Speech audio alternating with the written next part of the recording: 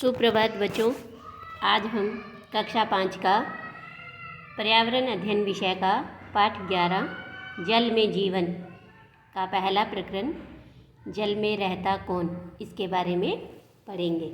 यानी कि जल में कौन कौन रहते हैं। तो जल में कई प्रकार के जीव जंतु और पौधे भी रहते हैं। तो कौन कौन से रहते हैं इसके बारे में पढ़ेंगे।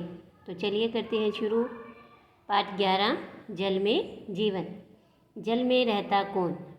हम अपने चारों ओर अनेक प्रकार के पौधे और जंतु देखते हैं। इनमें से कुछ ज़मीन पर तथा कुछ पानी में पाए जाते हैं। ज़मीन पर पाए जाने वाले पौधे और जंतुओं में से कुछ पहाड़ों पर, कुछ मैदानों तथा कुछ मरुस्थल में पाए जाते हैं। इन स्थानों पर सर्दी, गर्मी और बरसात की भिन्नता के कारण वातावरण भी भिन्न भिन्न होता है। देखो, हमने पहले भी पढ़ा था कि ज़मीन पर कई प्रकार के पौधे और जंतु होते हैं। उनमें से कुछ जंतु हैं वो पहाड़ों पर पाए जाते हैं, जैसे ध्रुवीय भालू, जिसे हम सफ़ेद भालू कहते हैं, वो पहाड़ों पर ही मिलता है।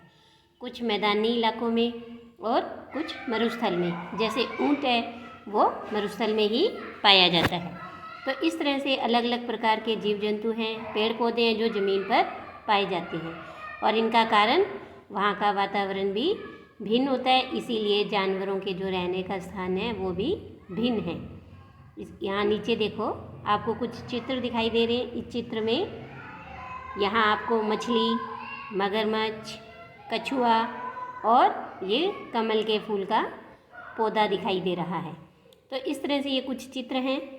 कुछ और भी हैं यहाँ जो कि जल में रहने वाले हैं, जैसे मगरमच्छ, ऑक्टोपस, व्हेल, मेंढक, कछुआ। इस तरह से कई जीव जंतु हैं जो पानी में रहते हैं। तो क्या आप ये बता सकते हैं कि इनमें से ऐसे कौन कौन से जंतु हैं जो सिर्फ पानी के अंदर ही रहते हो। तो देखो, जैसे मछली कोई भी है, शार्क, व्हेल, है ना, और ऑक्टोपस, ये सब पानी में रहते हैं। और ऐसे कौन से जंतु हैं जो पानी और ज़मीन दोनों पे रहते हो। तो इस तरह से पानी और ज़मीन पर रहने वाले मेंढक, मगरमच्छ, कछुआ, ये हैं जो ज़मीन और पानी दोनों पर रहते हैं। इसके बाद आगे देखो आप कि जल में रहते कैसे। ये पानी में रहते हैं तो ये कैसे रह पाते हैं। तो प्रत्येक पौधे और जंतु की बनावट एवं कार्य में, यानी उनके जो शरीर की बनावट है और जो उनका काम है, उनमें उसके वातावरण का प्रभाव साफ दिखाई देता है। पौधे और जंतु अपनी शारीरिक विशेषताओं के कारण ही विशेष प्रकार के वातावरण में रहने योग्य हो पाते हैं। जैसे भालू, देखो आपको मैं एक चित्र दिखाती हूँ पहले भालू का। ये देखो, है ना, इसके शरीर पर क्या है, बड़े बड़े लंबे लंबे बाल हैं जो इसे क्या है, उस ठंड से बचाते हैं। इसीलिए ये पहाड़ों में, सर्द इलाकों में आसानी से रह पाता है। तो देखो कि भालू है जो वो बर्फीले और पर्वतीय स्थानों पर पाया जाता है।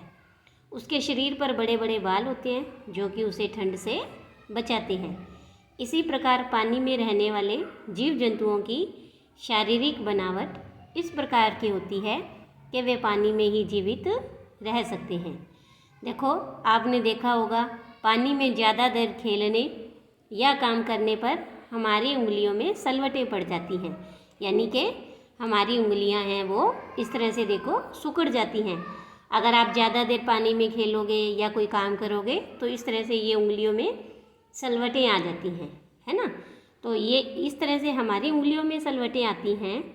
तो लेकिन जो जलीय पौधे हैं या जो जीव जंतु हैं उनके साथ ऐसा नहीं होता है। तो उनके साथ ऐसा क्यों नहीं होता, क्योंकि जो उनकी शारीरिक बनावट है वो इसी तरह की होती है कि वो उस वातावरण में अपने आप को ढाल लेते हैं और इसीलिए वो आसानी से पानी में रह सकते हैं। इसके बाद देखो, यहाँ एक आपको चित्र दिखाई दे रहा है। इस चित्र में क्या है, जो कुत्ता है वो पानी में तैर रहा है। देखो, उसका पूरा शरीर तो पानी के अंदर डूबा हुआ है, लेकिन जो उसका मुँह है वो पानी से बाहर है। तो आपने इस तरह से देखे होंगे कि ज़मीन पर रहने वाले कई जानवर हैं, जैसे कुत्ता, गाय, भैंस, ये तैरते हुए अपना मुंह है ना पानी से बाहर रखते हैं। तो वो ऐसा क्यों करते हैं? क्योंकि ये जानवर पानी के अंदर सांस नहीं ले सकते, इसीलिए तैरते हुए ये अपना मुंह पानी से बाहर रखते हैं। फिर मछली है वो पानी में कैसे सुरक्षित रह सकती है?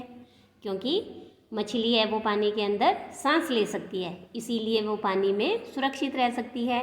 और इसके साथ साथ उसके शरीर की जो बनावट है वो नाव के जैसी होती है और इसीलिए वो आसानी से पानी में सुरक्षित रह सकती है। और उनके शरीर पर तैरने के लिए पूंछ और पंख होते हैं, इसीलिए जो ज़मीन के जानवर हैं वो पानी में तैरते समय अपना मुंह बाहर रखते हैं और पानी के जानवर पानी में आसानी से रह सकते हैं।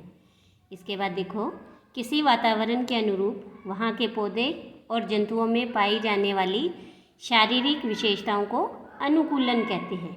यानी अनुकूलन किसे कहते हैं? तब जो कोई वातावरण है वहाँ में रहने वाले जीव जंतु उस वातावरण के अनुसार अपने आप को, अपने शरीर को उस विशेषताओं के अनुसार ढाल लेते हैं, उसे हम अनुकूलन कहते हैं।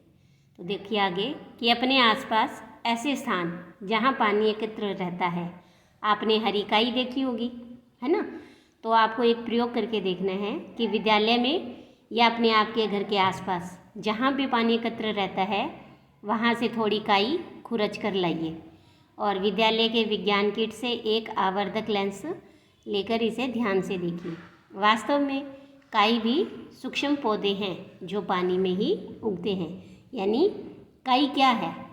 काई एक प्रकार के बिल्कुल छोटे छोटे पौधे हैं जो हमें आँखों से नहीं, इस आवर्धक लेंस से दिखाई देंगे।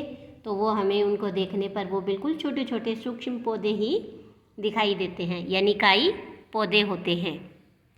इसके बाद देखो आप कि यहाँ कुछ आपको ये चित्र दिखाई दे रहे हैं। तो ये है पानी में मिलने वाले पौधे, जैसे ये कमल, वाटर लिली, सिंघाड़ा, लेटिस, इसके अलावा है ये जलकुंभी, है ना? ये देखो इस तरह से। और हम पढ़ेंगे आज पहले कमल के बारे में कि सबसे पहले एक यहाँ प्रश्न दिया हुआ है कि जो जल के पौधे हैं वो जल में क्यों नहीं सड़ते हैं। तो देखो कि सेम बिल्कुल वही बात आएगी जो हमने जीव जंतुओं के बारे में पढ़ी थी। एक पौधे भी अपनी शारीरिक विशेषताओं के कारण जल में सड़ते नहीं हैं और ये हमें पता है कि हमारा राष्ट्रीय पुष्प कमल है। तो आपने किसी जलाशय को देखा होगा, उनमें कई तरह के पौधे उगे हुए होते हैं। इनमें से कुछ पौधे पानी में डूबे रहते हैं, कुछ पौधे आधे पानी में डूबे रहते हैं लेकिन पत्तियां पानी पर तैरती रहती हैं। और कुछ पौधे बहते हुए पानी में भी उगते हैं और कुछ पौधे हैं वो रुके हुए पानी में उगते हैं। तो इस तरह से हमने कई चित्र देखे थे। तो ये देखो इसमें से कि ये है जो चित्र है वो जलकुंभी का है। तो देखिए, अगर अब पूरा तालाब जलकुंभी से ढक जाएगा तो क्या होगा? यदि पूरा तालाब जलकुंभी से ढक जाएगा तो हमें नीचे का जो तालाब का पानी है वो दिखाई नहीं देगा और पानी में रहने वाले जो दूसरे अन्य पौधे हैं या जंतु हैं उनको कठिनाई होगी। तो इन अन्य जीव जंतुओं को और पौधों को क्या कठिनाई होगी? देखो, आपको कहीं भी पानी दिखाई दे रहा है? नहीं। तो अगर इस तरह से पूरा तालाब जलकुंभी से ढक जाता है तो जो सूरज की किरणें हैं वो इसके पानी के अंदर नहीं जा पाती, जिससे अन्य जंतुओं को रहने में कठिनाई होती है। और जब सूरज की किरणें नीचे नहीं जाएंगी और ऊपर से ये ढक जाएगा तो उन्हें ऑक्सीजन भी नहीं मिलेगी, यानी नीचे हवा भी नहीं जा पाएगी। तो इस तरह से हमें समय पर इन जलकुंभी के पत्तों को हटाना चाहिए। तो देखो, हमने इस पाठ में देखा कि जलीय पौधे हैं वो जल में ही रहते हैं। जलीय जीव जंतु जल में सांस ले सकते हैं। जलीय जीव जंतु और पौधों की जो विशेषताएं होती हैं, शारीरिक विशेषताएं, उसके कारण ही वो जल में आसानी से रह पाते हैं और इन्हीं विशेषताओं को ही अनुकूलन कहा जाता है। तो आज के लिए इतना ही। धन्यवाद बच्चों।